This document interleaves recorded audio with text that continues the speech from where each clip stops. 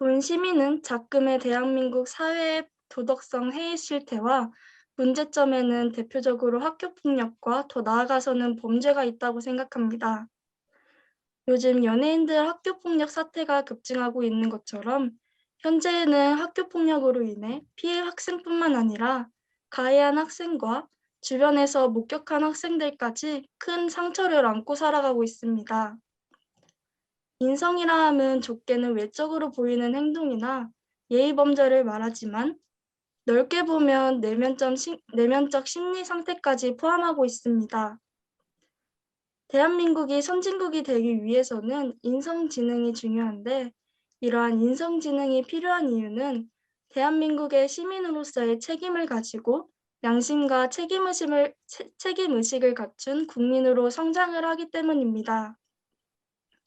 또한 대인관계 기술이 향상되고 안전하고 긍정적인 학교 문화가 형성될 뿐만 아니라 시민 개개인이 발달을 하고 사회 경제적 잠재력 향상에도 긍정적인 영향을 끼치기 때문입니다.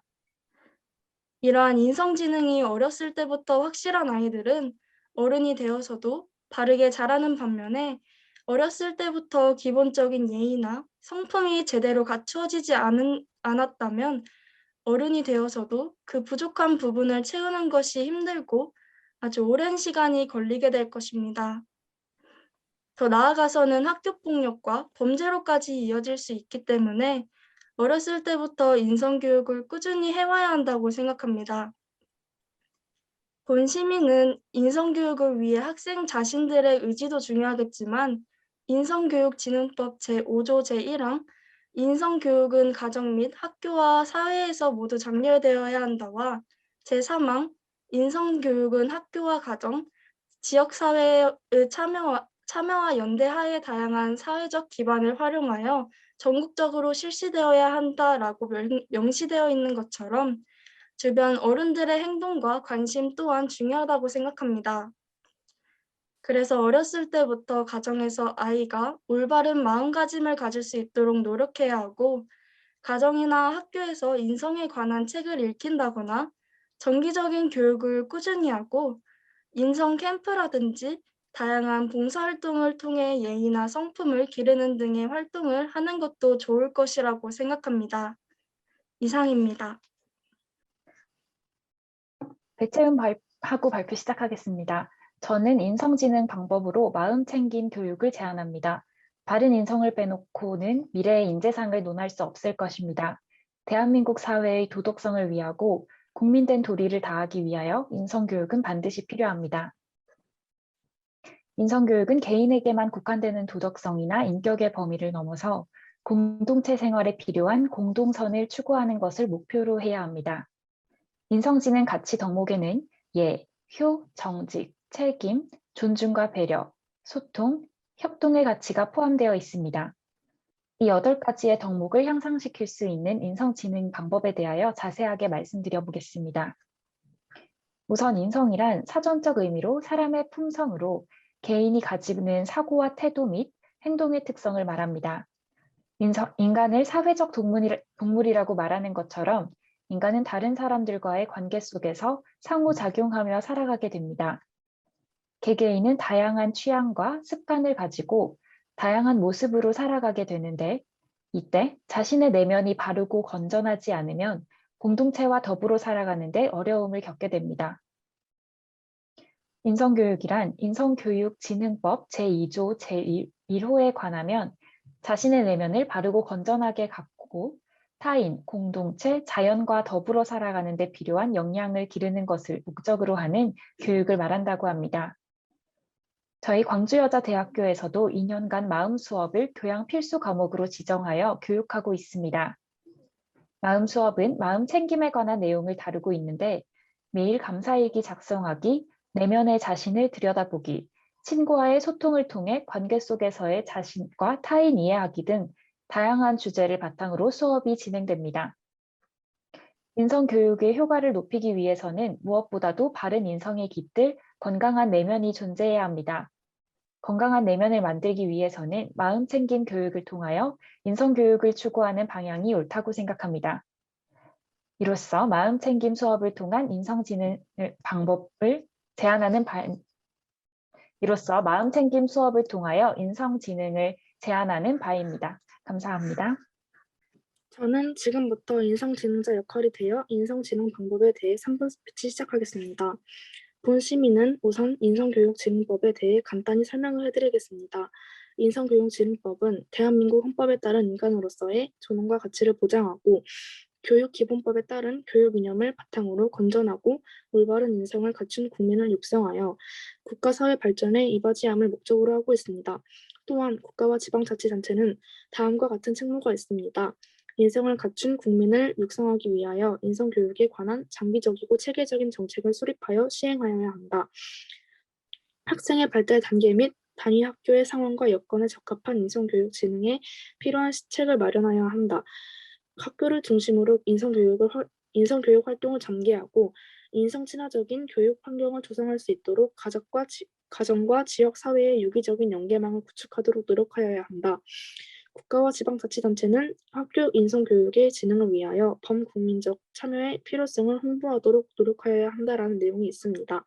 이에 따라 다수의 지방자치단체가 인성교육진흥조례 시계 제명의 조례를 제정하였습니다. 인성교육에 있어 공동체 사회 또한 중요합니다. 첫 번째로 공동체 사회에서 갖춰야 할 덕목에 대해 말씀드리겠습니다. 공동체 사회는 공존해서 살아가는 것이기 때문에 공동체 의식, 소통, 신뢰, 배품, 행복 표현 등의 중요성을 강조하고 있습니다. 두 번째로 대인 관계를 원활하게 하는 덕목에 대해 말씀드리겠습니다. 대인 관계에 있어서는 이기심으로 가득 찬 사회를 따뜻하게 만들기 위해 이타성 그리고 공감은 우리에게 무엇보다 필요한 대인 관계의 발달의 덕목입니다. 세 번째로 인성지능을 하지 않게 된다면 최근 대학생뿐만 아니라 대학원생의 인성 수준이 갈수록 우려할 정도를 벗어나고 있다고 합니다. 대학생의 취업난이 심각해지면서 교수들은 한 명의 제자라도 더 취업시키고자 동분서주하고 있는데 정작 학생들은 교수들의 진심을 이해하지 못하고 과도한 요구를 하고 있으며 때로는 교수들에 대하여 오해까지 하고 있으니 더 이상 마음이 내키지 않는다는 것인데요. 이러한 문제는 대학에만 국한되는 문제는 아닙니다. 인성교육의 뿌리가 이미 초등학교 입학 이전에 형성된다는 점을 감안하면 학생들의 바른 인성 형성은 가정교육과 학교교육이 합심하여 해결해야 할 공동의 문제라고 생각합니다. 인성지능 교육을 통해 올바른 행복관 정립을 도와 삶의 목적과 바람직한 자아 정체성을 형성해 나아가도록 도와줘야 합니다. 대한민국 초중고 학생들이 인성지능을 위해서는 좋은 환경, 훌륭한 스승, 풍부한 경험 등이 필요하지만 이것들이 모든 필요를 충족시키는 것은 아닙니다. 즉, 환경과 경험의 조건이 인성 함양을 위해 필수적으로 요청되는 것이기는 하지만 인성지능은 결국 개개인의 의식적 노력에 달려있는 것입니다. 이상으로 인성지능 방법에 대한 스피치를 마치도록 하겠습니다. 감사합니다. 안녕하십니까. 저는 인성지능 이렇게 해야 한다는 대회를 맡고 있는 교육위원 김태훈입니다. 지금부터 중학교 2학년 학생의 입장으로 역할 연기 3분 스피치를 하겠습니다.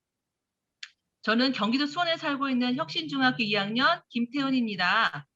지금부터 인성교육의 정의와 그 필요성을 간략하게 소개하고 저의 의견을 주장하고자 합니다. 첫 번째, 인성교육이란 내면을 바르고 건전하게 가꾸고 타인, 공동체, 자연과 더불어 살아가는 데 필요한 인간다운 성품과 역량을 기르는 것을 목적으로 하는 교육입니다.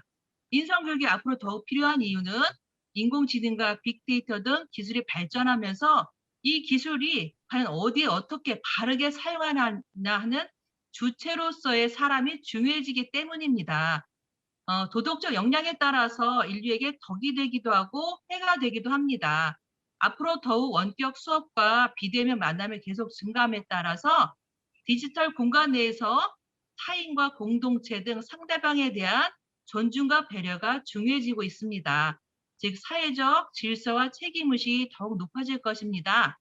제가 오늘 인성지능 주창하고 싶은 주제는 어른들의 자녀 존중과 소통의 중요성에 대한 부분입니다.